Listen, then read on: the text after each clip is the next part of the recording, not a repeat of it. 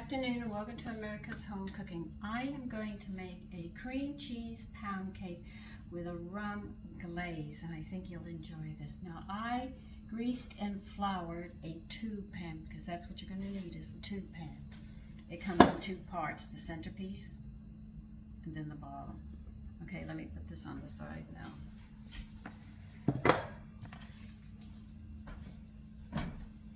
You are going to set your oven to, well, first off, set a rack to the lower third of the oven and preheat it to 325.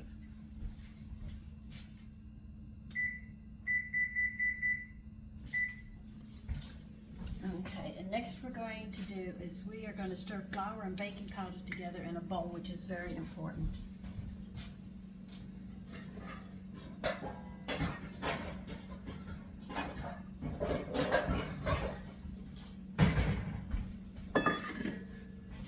You are not, let's see how many cups. I need 2 cups.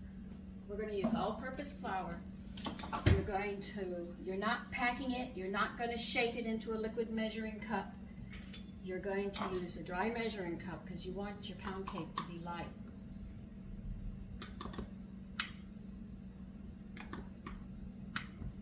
So you fill it up.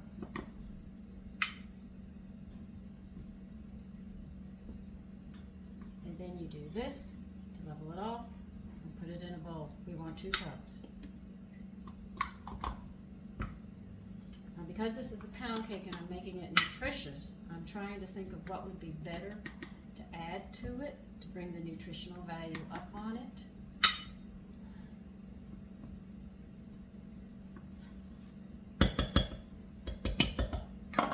Whenever you make cakes, you never, ever use a liquid measuring cup because you'll shake the flour and you'll make it heavier.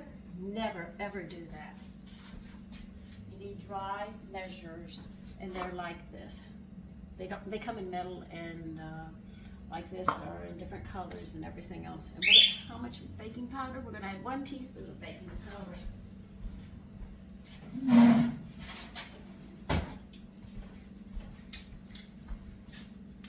We're going to mix it up with powdered milk, and I think I'm going to put some yeast in this.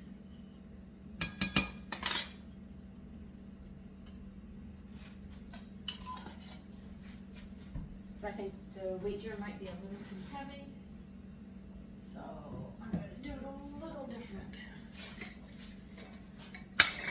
There'll be 2 tablespoons of powdered milk in here.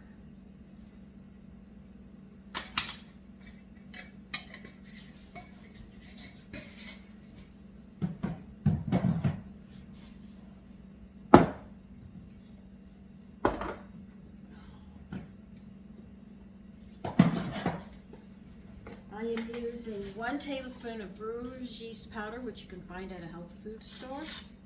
I don't think that'll interfere with the flavor, but it'll make sure that we get those big diamonds in the dishes that we're making. Now let me get it and mix this up.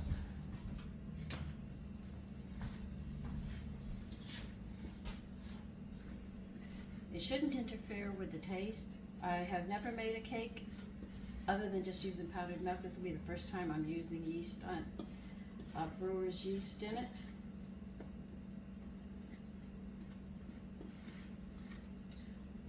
So I don't think it will affect the color or anything. Okay, now they want 2 sticks of butter.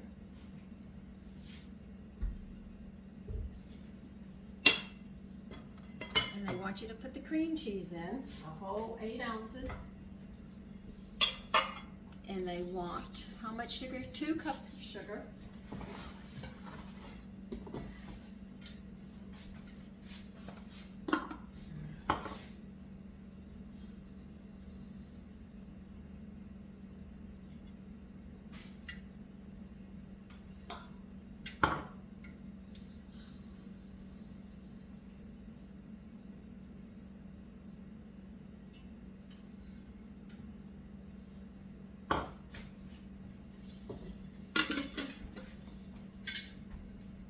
And they want us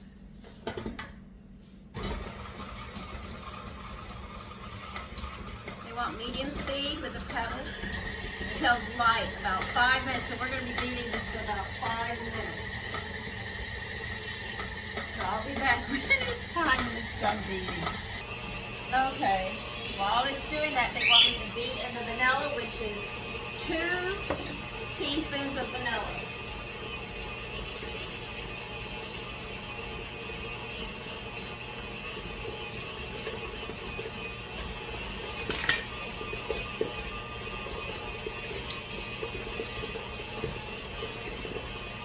Now this is going to take 6 eggs, but after we beat in the vanilla, we're going to beat in 1 egg.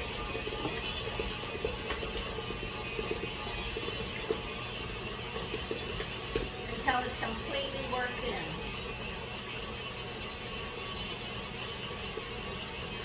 We're going to do this, cracking 1 egg and working it in. We're going to do 4 eggs.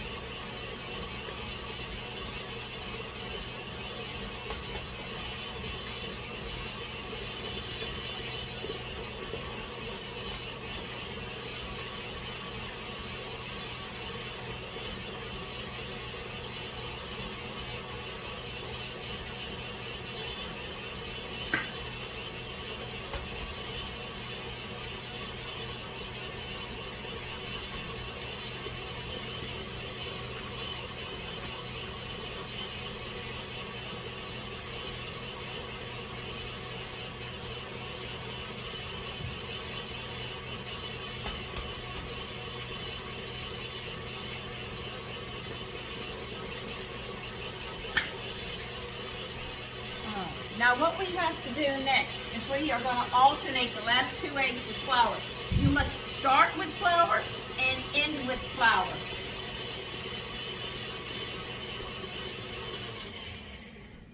Let me stir this down.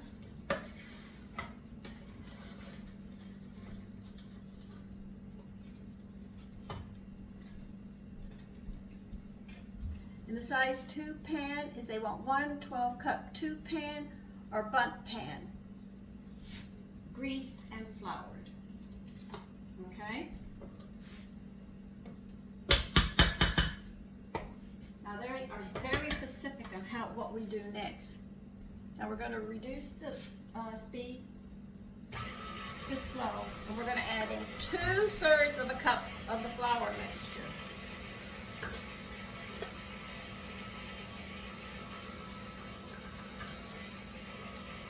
And you're going to have to wait till it's really mixed, and then we're going to add another egg in. Okay, now we're going to add another egg.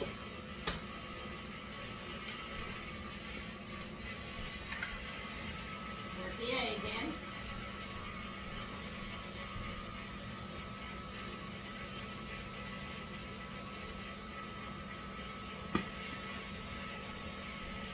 Another 2/3 of a cup of flour.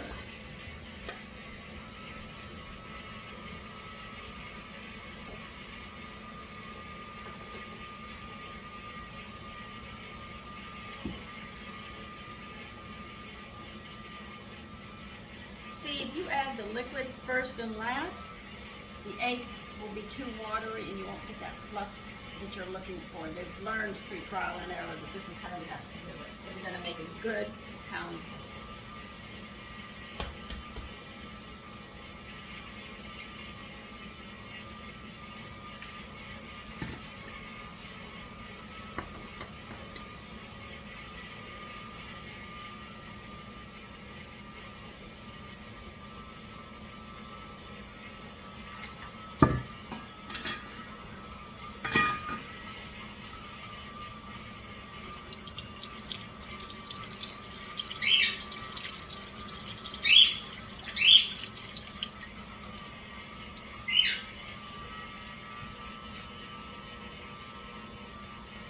Okay, let's see what else.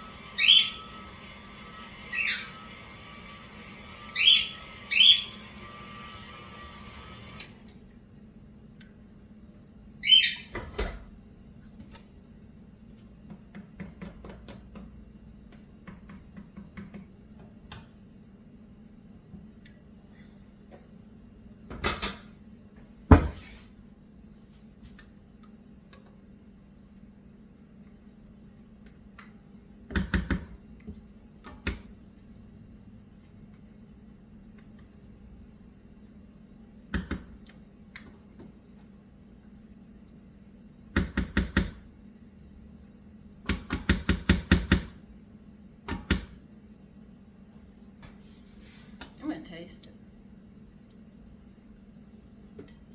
That is good. Now they're saying give it a last mix. They want you to give it the last mix, you know, for any flour or anything that didn't mix. They want you to mix it. Okay. Now we're going to put it into the prepared pan. It's already been greased and floured.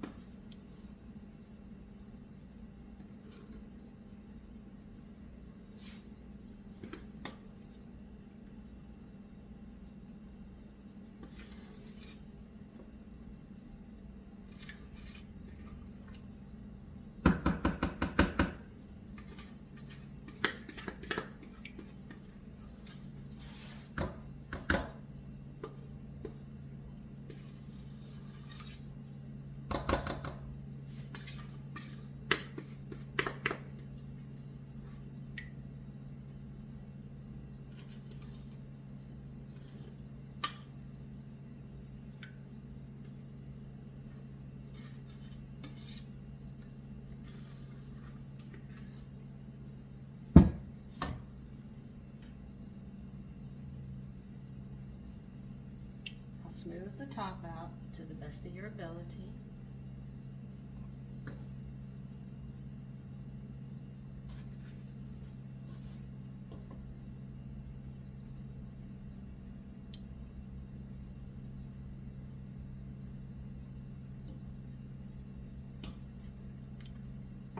It's really good.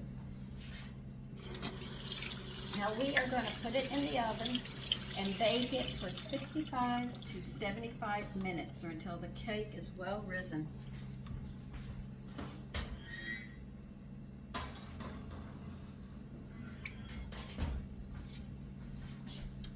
And it says it'll be cracked on top and well colored, and a toothpick inserted into the center emerges dry. Okay, when we get to that point, I'll be back. We're going to check the cake now and see if it's done.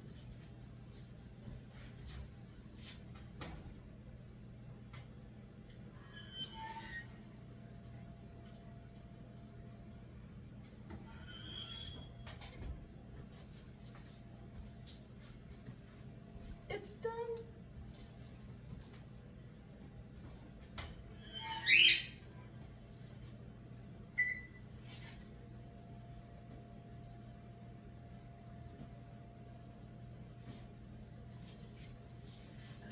We're going to let this cool a bit before we make an attempt to take it out. They strongly recommend it.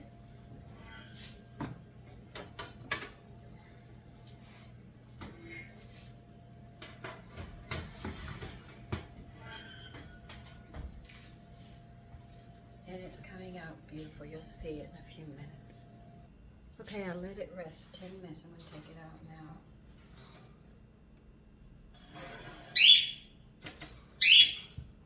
I'm going to let it cool some more, and then I'm going to take this off the whole center. I'll take it out of the centerpiece. But right now, it has to cool a little more. Okay, and I'll see you then. Okay, I got it out of the pan. I'm going to have to explain something to you. You see this edging right here? Because it's a two-piece tube pan, some of the batter gets around the edge here. So what I did when it was sitting here and other part was taken off, I took a toothpick after it cooled and I went around here like crazy, breaking the, the batter that had come through, because a little bit does come through. And then I put a rack on top and flipped it and it came out. So you'll notice the little indentation here is where this part sits, and what happens is it sits in there, some of the batter goes there. So what you have to do is when it's cooling and it's right side, after it cools enough that you can handle it, you take the other piece off and you let it cool some more like this, and then you take a toothpick or something sharp to go around to release it from around here. Then put a rack on it, flip it, and then get another rack and flip it right side up. And now it's just got to cool on its own right now. But that's how you make it. There is no way by the time this cools that I'm going to be able, or even be up. So I'll show you how to make the rub glaze that goes on top of this tomorrow morning. So listen, have a wonderful evening and a great night. Bye-bye.